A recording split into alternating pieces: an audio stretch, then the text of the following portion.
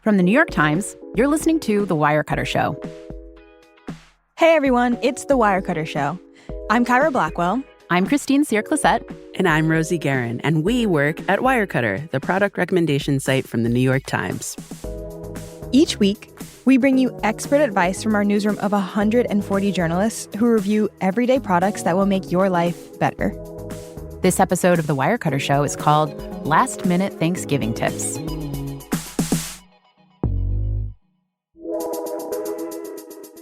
Christine and Kyra, it's almost Thanksgiving. I know. Fall flew. So it's fast. flying. I can't even believe it. It's winter now. Yeah. It's right up on us, and I feel like there's a lot that goes into Thanksgiving prep that rolls right into holiday prep. And there's always this feeling, at least for me, like I've forgotten something or there's something else I could do or bring or, you know. Yeah, life is so busy at this point, too. Like, if you've got kids, you're dealing with all that stuff. If you're traveling to Thanksgiving, there's a lot to think about. And yeah, it can feel a little overwhelming. I mean, we did our episode a couple weeks ago for how to get ready for the meal, but there's a lot more than just the meal at Thanksgiving, you know? Yeah. I agree. So I think we should do something a little bit different and zoom out and get some advice from our colleagues at Wirecutter more broadly, because there are so many things to think about. Yeah, we have a lot of people on staff who can actually bring you some very enlightening tips on how to navigate this. So let's get into it. Let's hear from some of our colleagues at Wirecutter. That's what this episode is going to be about. We're going to hear a lot of tips. We'll talk them through. Hopefully there'll be some advice that you can take with you on your Thanksgiving. Yeah, and keep in mind, we know that we're publishing this the day before Thanksgiving, so all of this can be done the day of and, you know, following through Christmas if you want. Yeah, I mean, it's all last minute stuff that you really don't have to buy anything for the most part. Certainly don't have to have anything shipped to you. Yeah. So it's stuff you can either pick up on the way to the party or use stuff you already have. Mm-hmm. We're going to take a quick break and we'll be right back with our colleagues from Wirecutter.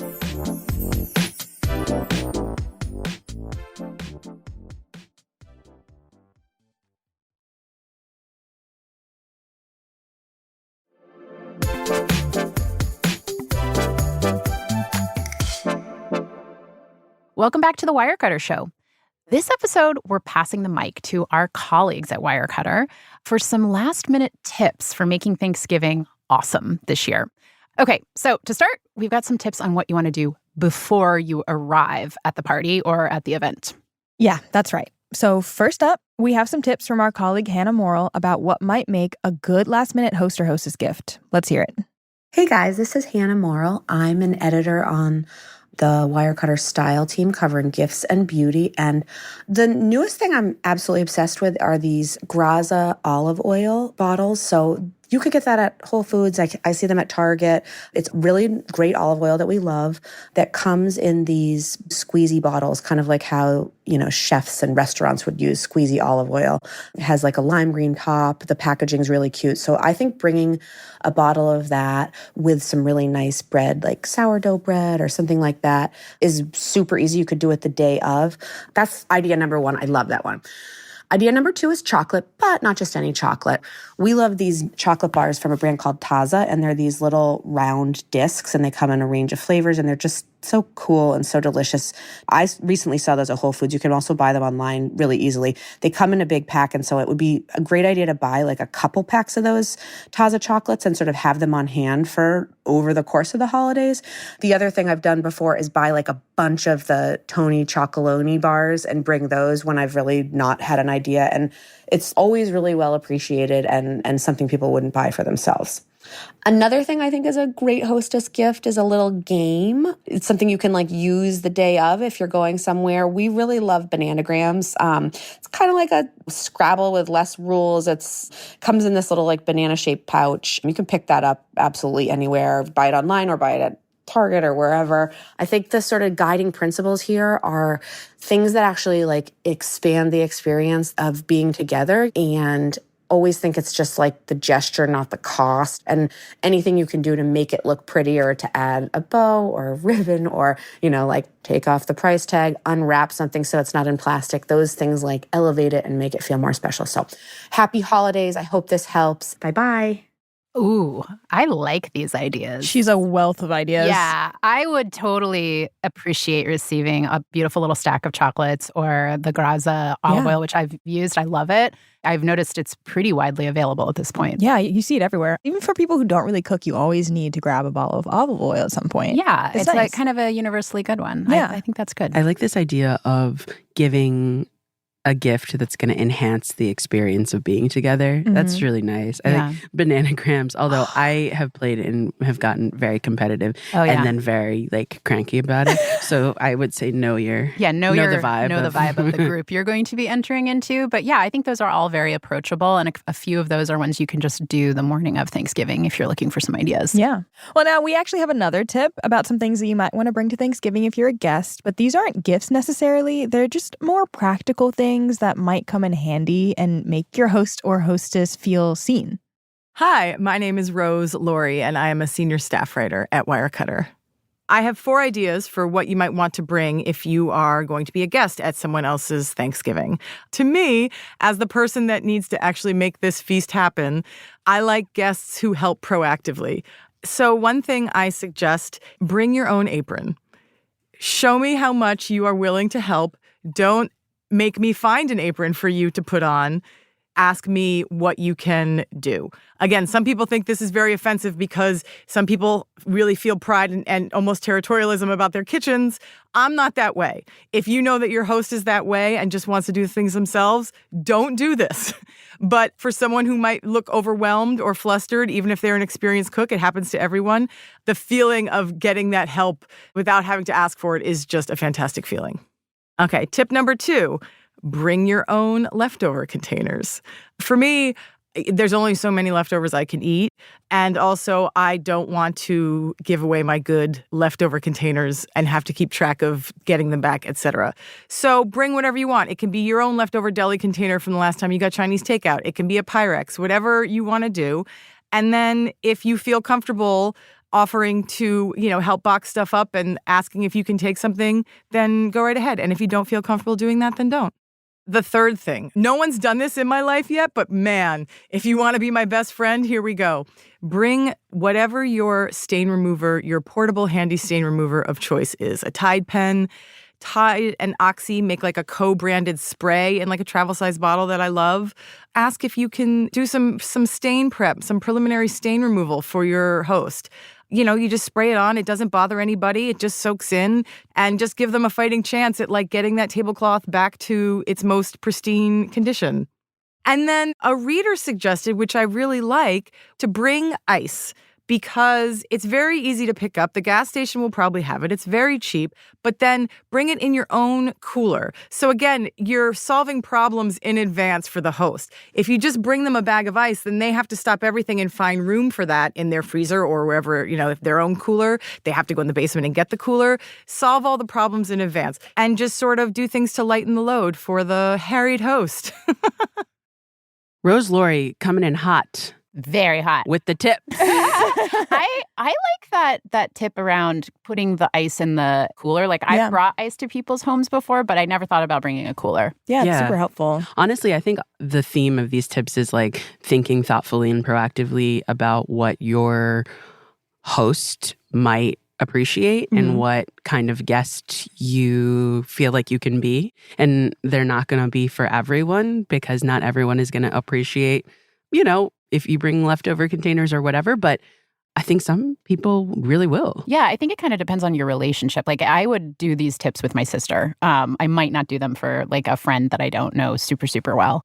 Oh, and then one thing we should remind listeners about, with anytime you're using a Tide pen, good idea to just do a little spot test to make sure it doesn't bleach out the fabric in a way that the host may not want. And also, you could just use it on yourself. I'm a messy eater. I'm sure I could always use a Tide pen in my pocket. Yeah, spilled wine or something like that. Yeah. I feel like if I brought my own apron to a party, people would automatically assume it's because I need a bib. So, and maybe you do. I don't know. Maybe I do. I definitely do sometimes. Kyra's Thanksgiving BYO bib. All right. So let's transition into the next tip. This weekend, the Thanksgiving through Sunday, these are some of the biggest travel days of the year.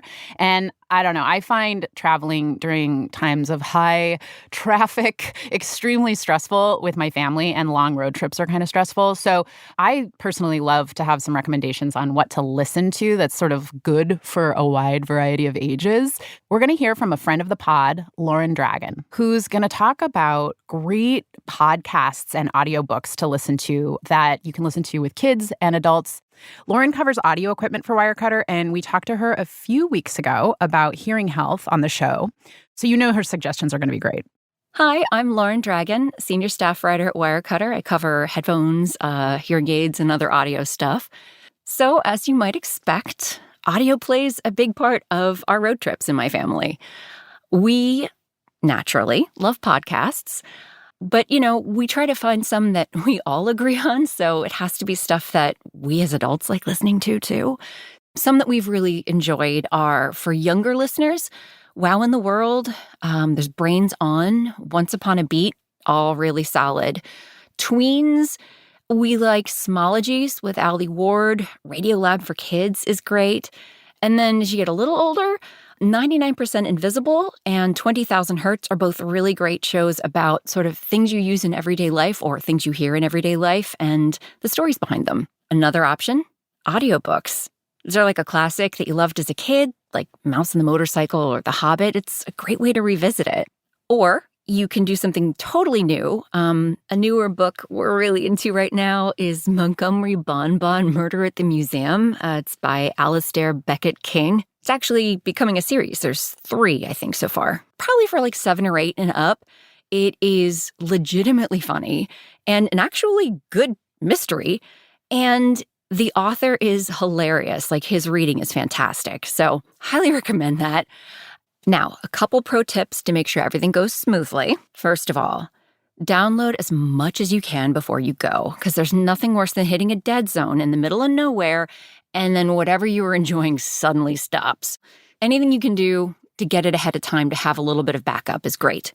Second, if you connect your phone via cable, get an extra long one so you can hand your phone back to your kids in the back seats. That way they can select songs while the current one is playing, and it keeps you from having a lot of big gaps between songs. So there you go. I hope these help, and I hope you have a fantastic, safe road trip and holiday. I loved those tips. I am not familiar with most of those podcasts, and I'll be looking them up. And I love that cord recommendation because I find myself, I'm always having to play DJ in the front of the car, and it's very annoying. So it'd be nice if the kids could do it from the back. Yeah, I do like that. She mentioned a podcast that I personally love that I actually forgot about, 99% Invisible. Has a great episode about why Toronto trash cans are the way they are. And it's because of their raccoon population. Ooh. Stuff like that you do. I don't know. I feel like I wouldn't really listen to that on the train, but when I'm stuck in a car, it's something that I can actually tune into and like pay attention to. Another recommendation I got from my friend Madison is Sesame Street Storytime. This is obviously for little kids, but they're stories that are from the Sesame Street universe, and it's really sweet. Really? Yeah. These are like, mini audiobooks from Sesame Street, and that's a really fun way to pass the time in the car. I love that. And actually, for kids a bit older and adults, definitely adults, The Good Whale from our colleagues at Serial Productions. It's the story of a wildly ambitious science experiment to return Keiko, the orca star of Free Willy. Do you remember the movie Free Willy? I've heard of it. I've never seen it. Yeah. It's about the experiment to return Keiko back to the ocean. Well, I actually have a very close connection to Keiko because my dad's part of his business, the building, was like right next to this aquarium where Keiko lived for many years in Newport, Oregon. That is wild. Yeah, and so we would go see Keiko at the aquarium. So I definitely want to listen to that podcast with my kids.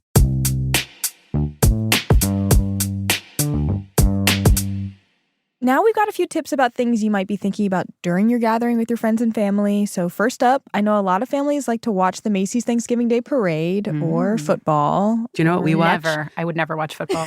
Christine's not watching football. Every year, I like to watch Miracle on 34th Street What on is that? Thanksgiving. Oh. Did I just date myself or you? Both. That's what's so damaging. Both Double at hitter. once.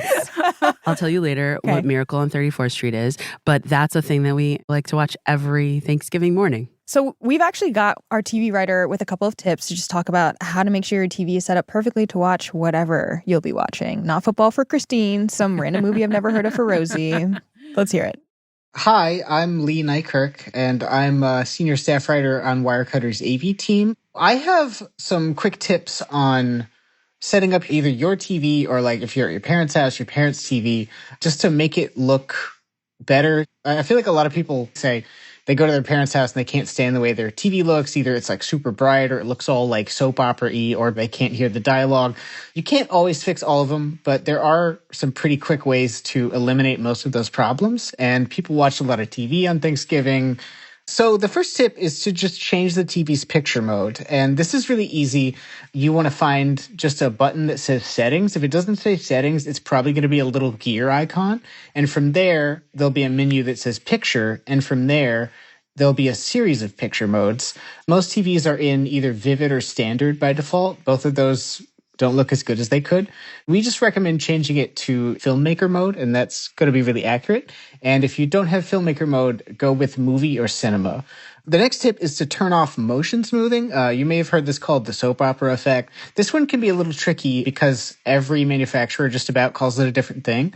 You really just want to turn everything off. There's one more, and this is to pick the right sound mode. If you have a TV that's just using its built-in speakers, they're pretty much universally bad because the TVs are so small. They don't have room for big speakers.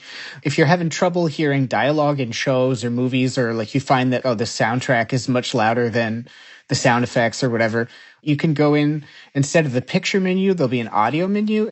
And there's no really best setting because it varies from brand to brand, but you may as well go and just move it to something like amplify or dialogue boost is usually good. I read his guide a while ago because I bought a really cheap projector for my bedroom. And I just couldn't see anything even if it was pitch black in there. And I changed the picture setting to it actually had a cinematic feature, and suddenly I could see. It was amazing. So it helped. Yeah. I'm going to use these tips because I want to impress my husband. He's always the one who fiddles with the TV to make it look better because he's always fiddling with the TV whenever we go somewhere that is not our home. So if I did it, he'd be really impressed. But I am going to have to look at Lee's very in-depth article. We'll have the instructions linked in the show notes, and the article is called 5 Things Our TV Expert Does to Instantly Improve a TV's Performance. Yeah, go check it out. All right. So now that we've got the TV situation set up, we're taking a hard turn actually here to something that is maybe some of you listening will think this is kind of gross, but I think it's actually pretty important. We're pivoting to a different room in the house. It's part of life. It's part of life. The bathroom.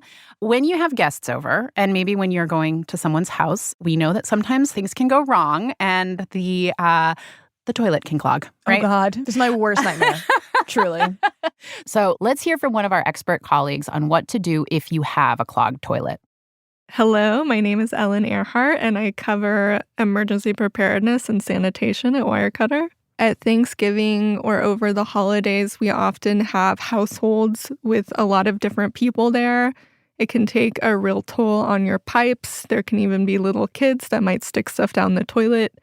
Clogs happen, and it's important to know what to do. In a situation where you have a clogged toilet, the water's probably rising.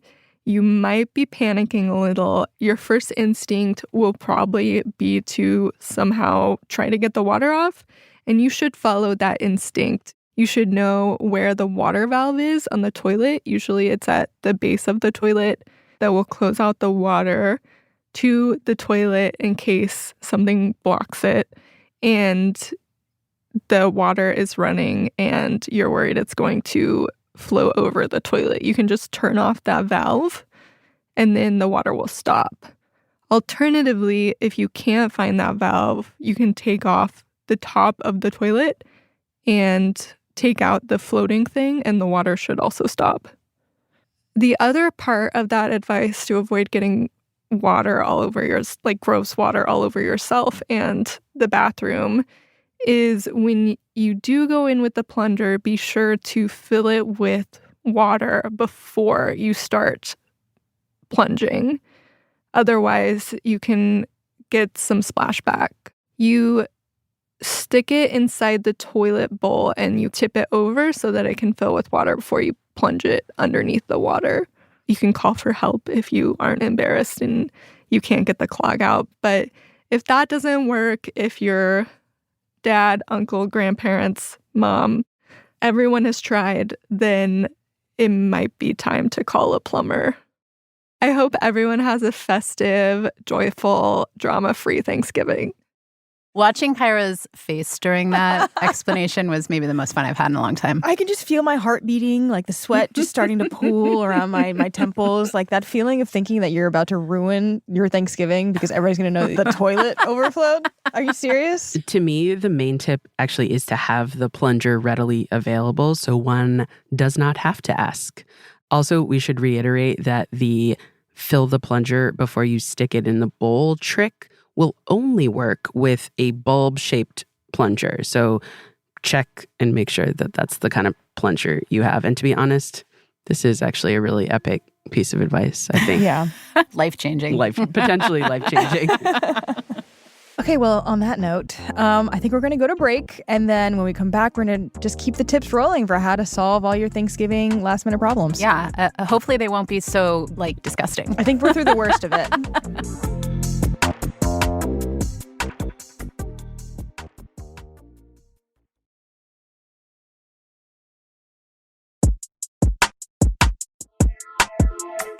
Welcome back to the Wirecutter Show. For today's episode, we reached out to all our colleagues in the Wirecutter newsroom for last-minute Thanksgiving prep advice. Things that may have slipped between the cracks in the lead-up to the holidays, like optimizing your TV to watch a football game with family, or ideas for last-minute host gifts you can scoop up on the way to Thanksgiving dinner. We're going to hear now from our colleague James Austin, a staff writer covering games and hobbies for Wirecutter. Yeah, I think it's safe to say that many of us have had a situation like this on Thanksgiving or really any big gathering. You're just sitting around the table or the living room before or after the meal, and people are just sort of awkwardly making conversation. So James has some really useful advice. Let's hear it. What we're going to cover today is just things you can do with what you probably already have in your house, which is a 52-card deck. We found a website called Pagat.com, Pagat.com, which is, for my money, the most comprehensive online directory of card games rules. It's run by a wonderful British professor who hasn't updated the website design since 1995, but it's very good at giving you new card games to play. Just a quick recommendation from me. My family, especially on Thanksgiving or when we're gathering, plays a game called Oh Hell, which is a trick-taking game. You can find rules for the game on Pagat.com. It's wonderful. Would highly recommend. Aside from more traditional card games like, Go Fish or other trick takers like Spades and Hearts, what I would recommend for a 52-card deck, you can adjust and change it. So one of our card game recommendations is a game called Skull, which is one of the best bluffing games I have ever played. It's really fun. It's great at revealing sort of social interactions, and it's great to play with people because you could tell when your family's lying, and that's the whole point of the game. Another fun sort of social interactive game that you might know, it's a game called Mafia, otherwise known as Werewolf sometimes.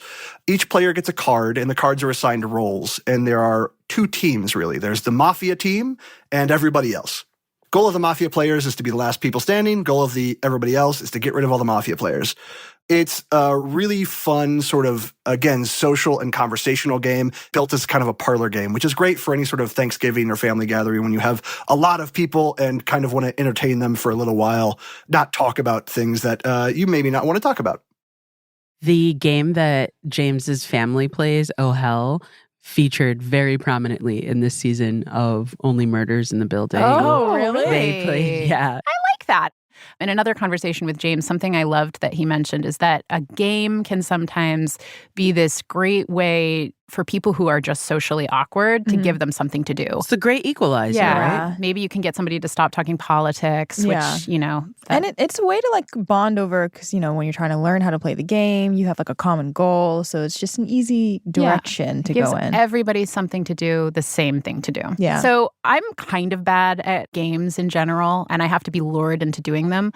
But something that I'm even worse at is taking family photos. Are you guys good at taking family photos? Who's good at family photos? Yeah, I feel like I'm always, I'm always the last one to think of it, and then I regret that we didn't do it later, and my eyes are always closed in the photos as well. Somebody's are at least. Yeah. But we have somebody on staff who's really good at photography and has some great tips about how to take a good family photo. Hello, I'm Phil Ryan, and I'm a senior staff writer at Wirecutter, and I cover cameras and photography equipment and printers and scanners and things like that. So the main thing is that you need a plan. The basics of this plan are that you need to know who will be in the picture, you need a time and a place, and a way to take the picture. Okay, so who will be in the picture? Will it be everyone at the event? Will it just be the core family that's hosting the event? And what kind of space do we need? And how do we get all of those people to that place? Preferably, that place can be outside, I think, because that will be the most convenient for lighting, and most smartphones can make nice photos outside really easily. And that brings us to time. As long as it's daylight out, then outside works best. So we really want to do that during the day, like while the light is still out, while it's still strong. Do it midday-ish. If you can do it like around 2 o'clock, that'll be really nice. Outside is great. If all else fails, go inside. And in that case, I try to incorporate natural light anyway. In the past, I've gone opposite sliding glass doors or opposite a bay window. You don't want the majority of the light to be behind the group that you're trying to make the photo of. So find an area, a room, and think about the background that you're going to have. The key to trying to make sure that eyes are open is to take a bunch of photos. Just tap, tap, tap, tap, tap, tap, tap. Take like way more than you think you would need. Sometimes I'll tap a few before I even say that we're ready. If you have an iPhone, you can trigger the camera with an Apple Watch if you have one, and you can always just set a timer. But it's much better to have a person actually operate the camera if you can. So assign this task to someone. A lot of times this can be good for like someone in high school. It's a nice thing to make something for the family to enjoy later down the line. And everyone will look back on this and remember, and it's a beautiful thing. The pie will be gone, by the way. This photo lasts. So put the time in and make the plan and do the thing. Stick to the plan. You don't want to be backlit. That's right. You want to know who's going to take the photo, who's going to be in the photo, what time you're doing the photo, and where Natural you're going to do the lighting. photo. That's And right. Natural lighting.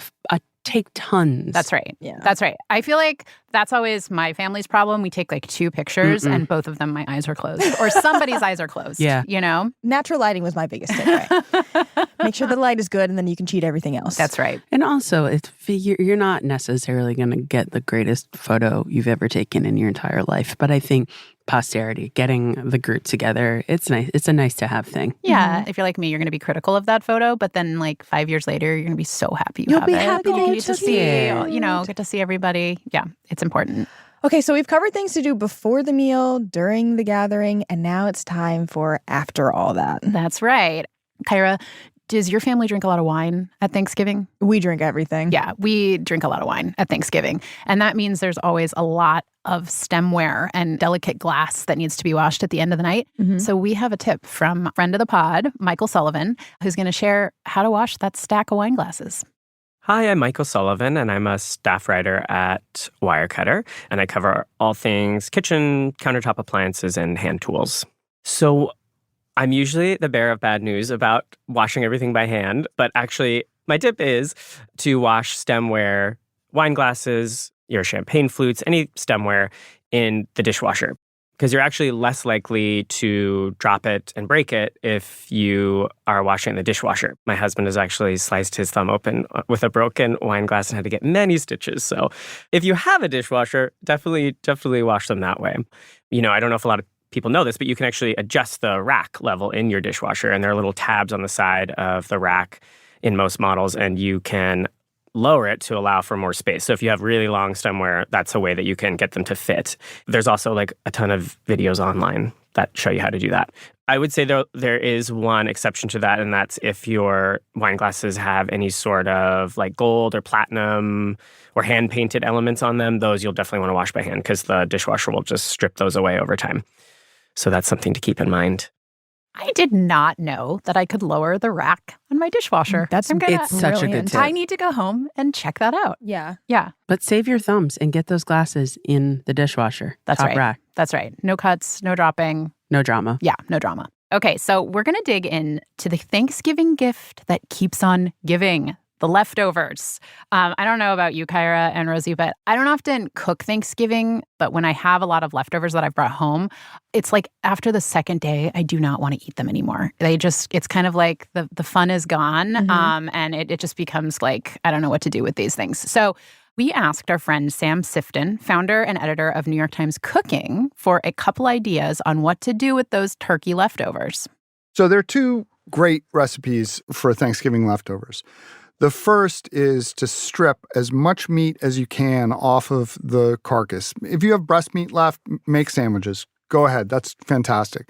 But all that dark meat, all that crevice meat, all that stuff that you can pull off, and you end up with a kind of pile of torn turkey meat, combine that with your leftover gravy and heat it up in a pan until it's bubbly and bubbly.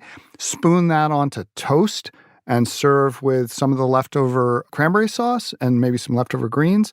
And you've got like what may be an even better meal than the Thanksgiving meal itself. So that's number one.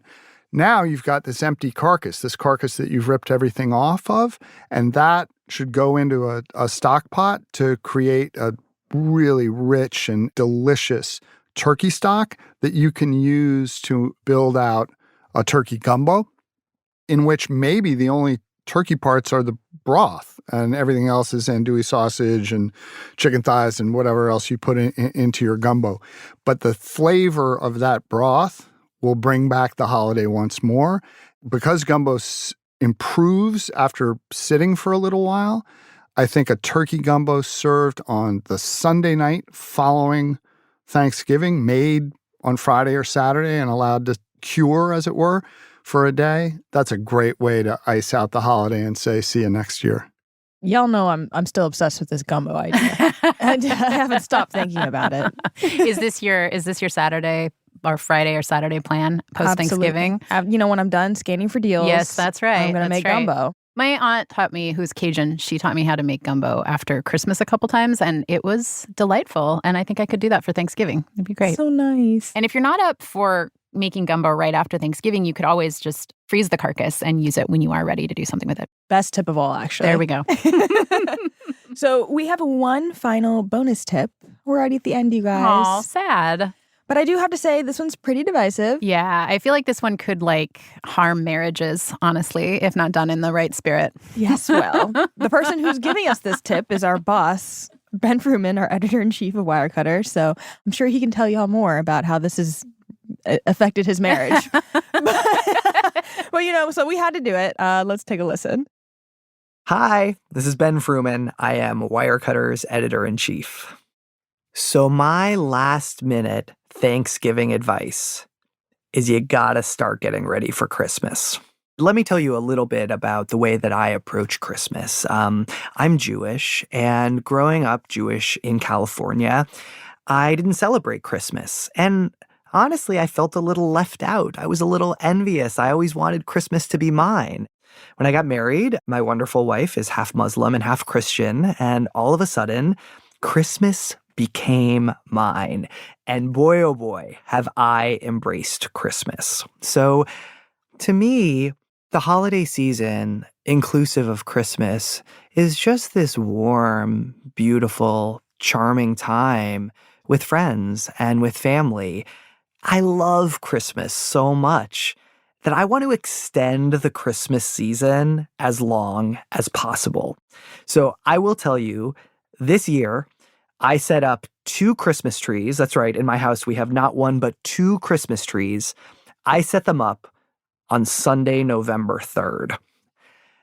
Now, You might say that is like abominably early. You might say, this is madness. Halloween has barely ended. Thanksgiving is weeks away. This guy set up 2 Christmas trees. I will tell you, it actually felt a little late to me. This was not my strongest work. But look, why do I do this and why is this great advice? Having a Christmas tree and sitting around with my family and maybe building a fire and turning the lights on the Christmas tree and all being together in our cozy and safe home, there's something just very, very charming about it. So this is my advice.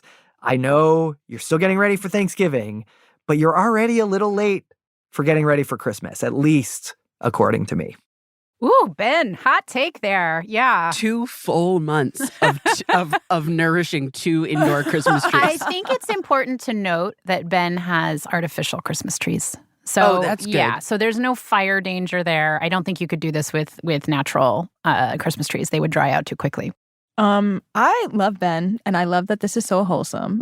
If somebody starts snapping their fingers at me like the day after Thanksgiving, being like, okay, you guys, time to get ready for Christmas, I'm crashing out. I'm not okay. If you're not early, you're late. Okay, so Thanksgiving is fast approaching. Rosie, Kyra, what are you taking away from this episode for tomorrow? I really want to switch up my family's annual game. We play Taboo every year, and we're sick of it. It basically doesn't even make any sense anymore. So I think that I want to introduce bananagrams into the mix. Well, so are you asking someone to bring you a hostess gift of bananagrams tomorrow? A gentle suggestion. Just a gentle command. What about you, Rosie? I'm doing wine glasses in the dishwasher. I know somewhere in the house we have a deck of cards. I'm going to see what we can figure out playing as a group because I think that would be fun. Yeah, I think that's super fun. I am going to take some of Lorre and Dragan's recommendations for podcasts. I'm not going to be traveling for Thanksgiving this year, but I will be stuck at home with my kids. And I think having some podcasts tuned up will be very helpful in the ever-going conversation and debate about when they get to watch a show. So having some podcasts will be great for us. I might do that too. That's actually a really nice idea. For me, the one that's queued up is The Good Whale from Serial Productions, our colleagues over at Serial. I haven't listened to it yet. I'm really excited to. I've been hearing amazing things, so that's going to be really fun.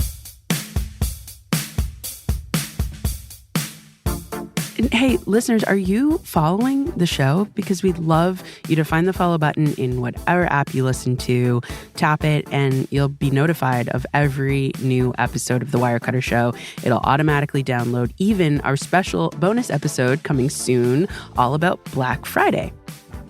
That's it for us this week. Thank you so much for listening. If you want to find out more tips from any of our colleagues at Wirecutter, of course, you can go to nytimes.com/Wirecutter, or you can check out the show notes for links. Happy Thanksgiving from us here at The Wirecutter Show to you and yours. Have a good one. The Wirecutter Show is executive produced by Rosie Guerin and produced by Abigail Keel. Editing by Abigail Keel. Engineering support from Maddie Mazziello and Nick Pittman. Today's episode was mixed by Katherine Anderson. Original music by Dan Powell, Marian Lozano, Alicia Butitup, and Diane Wong. Wirecutter's deputy publisher and interim general manager is Cliff Levy. Ben Frumin is Wirecutter's editor-in-chief. I'm Kyra Blackwell. I'm Christine Cyr-Clisette. And I'm Rosie Guerin. Thanks for listening. Welcome back to the Wirecutter Show.